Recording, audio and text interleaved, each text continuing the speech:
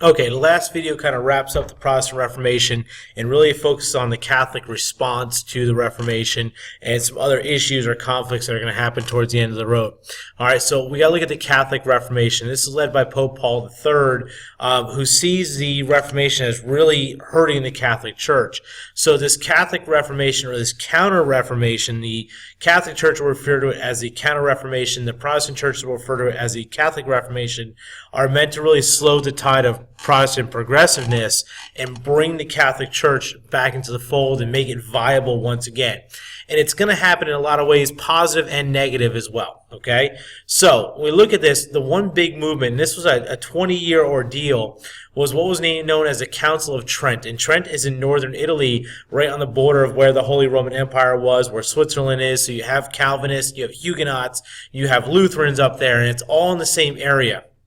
All right, but it's going to bring together these major bishops and archbishops and cardinals of the Catholic Church to kind of reaffirm the teaching of the Catholic Church itself. Now, they're going to invite Protestants in, and the Protestants won't show up. So the Catholics look at it and say, well, hey, we invited you to kind of go over this doctrine, to discuss this stuff, and you didn't show up. So here's what we're going to say. It's going to take us 20 years, but this is what we're going to do to make sure the Catholic Church is in line, to make sure the Catholic Church is viable again, and to kind of stop some of this flow of Protestantism. And it's going to work, okay? So this reaffirmation of Catholic teachings, mainly centered around the value of the sacraments, is going to come into play here, okay? It declares that salvation, this is a direct attack back at Martin Luther, that salvation comes from faith and from good works. What Martin Luther said was all you need is faith alone. But what the Catholic Church says, no, faith is so important, but you do need to do good deeds. Now, the sale of indulgences, yeah, my bad on that one. We screwed up there, okay? But really, you got to do good deeds. Help others. Charity, working for the church. These are good works that are going to help you with your salvation as you go along as a good, solid Catholic. Okay? The third one is the Bible is a major source. But what the Catholic Church, and this was an attack from Luther, was saying that other doctrine, especially like St. Augustine's, if he was an Augustinian monk, and like St. Thomas Aquinas, the Bible is a major source of God. It is the Gospels. It is the epistles of Paul. It is the Old Testament. This is where your faith should come. However, it is important to look at other Catholic doctrine that supports the Bible and adds to the value of the Bible, really justifies the Bible in of itself. Because yes, people can interpret the Bible differently in a lot of ways. However, this really gives people more knowledge behind where this information is coming from, and again, reaffirms faith within the Catholic Church. Okay? The fourth thing is the attack on abuses by the clergy. During the Renaissance time period, the clergy was not the very best. They were extremely corrupt, very political, very driven by not by money, really not doing what they're supposed to be doing as clergy themselves. A lot of them had children, they had mistresses, the ideas of trying to get married, those were all wrong in the Catholic Church's eyes. So really, to stop the abuses, there's going to be stiff penalties involved that we're going to cut that down and move more into a religious, faithful-based Catholic Church, which had been earlier in the early part of the establishment of the Catholic Church into the Middle Ages. All right, and then obviously, lastly, we need to educate our clergy better as a way to combat Protestants. The Protestants were very knowledgeable in their faith and what they believed, and some of the clergy members were just kind of, going through the motions. So now we had to make them much more involved in the church itself, much more involved in the doctrine and the dogma of the church, so people could understand and they could combat Protestants who are arguing against them. All right, a big person that's going to help this is St. Ignatius of Loyola. And as you can see by his picture here, he doesn't look very priestly. He was a soldier, but he was a priest. And what Ignatius of Loyola is going to do is very, very important, especially at this time of the Catholic Reformation, to really help the Catholic Church. And he's going to set up a group of priests known as the Society of Jesus, and they'll be better known as Jesuits, okay? Our current Pope Francis is a Jesuit. He's the first Jesuit priest to become Pope of the Catholic Church. And these guys are kind of like God's Marine Corps. These are God's soldiers that their job is to spread the word of Christ through the Catholic Church and slow down Protestantism. And in this case, it's going off on a lot of the exploration ships. A lot of times these explorers were carrying priests with them to spread the word of God, and that's going to be their goal, is how to make the Catholic Church big again and make it important again to people. Okay? So, ideas administer to Catholics and stop Protestantism from spreading. These people are extremely knowledgeable. They were well trained to protect themselves, especially in foreign lands. Okay, but they're really going to push the Catholic Church forward once again at this time period, and it gives priests and religious people kind of a different mindset on how they're going to help others and administer this idea of Catholicism.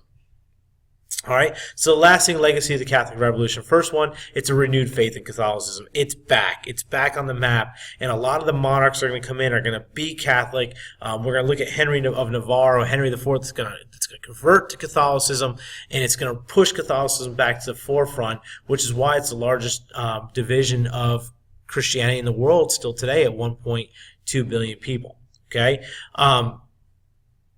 There's still going to be religious and political differences, though. The conflict between Catholics and Protestants is going to continue on for many centuries to come, even into the 20th and 21st centuries.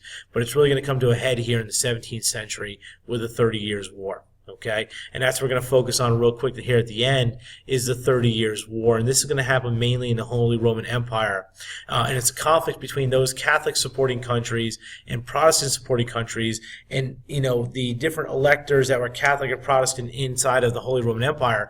But it's going to pull other countries in as well. Places like Sweden is going to come in.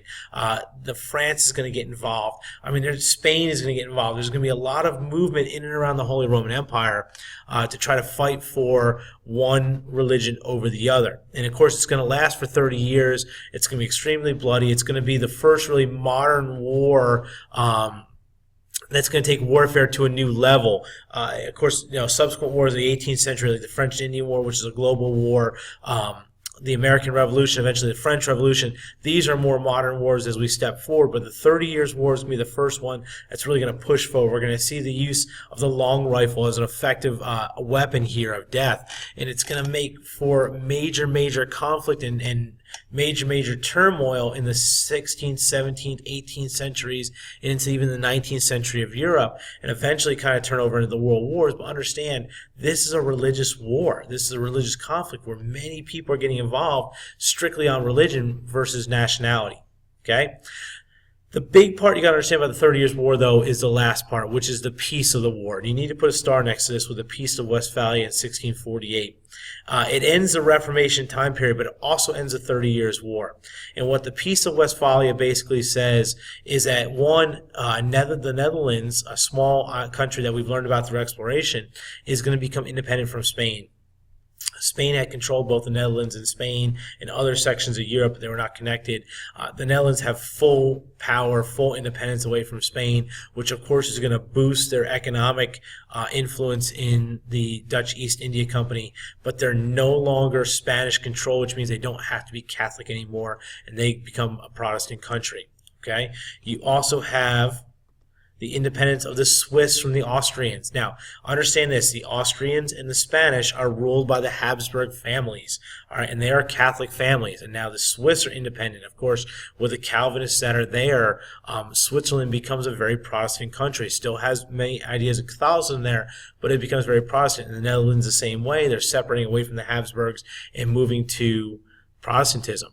But the big part, all right, the Catholic Habsburgs lose control, but Protestantism is here to stay, okay? If the 30 Years' War had gone in the Habsburgs' favor, Catholicism probably would have taken over Europe once again. But in this case, it really doesn't, and Protestantism is here to stay. You see England becomes a Protestant country.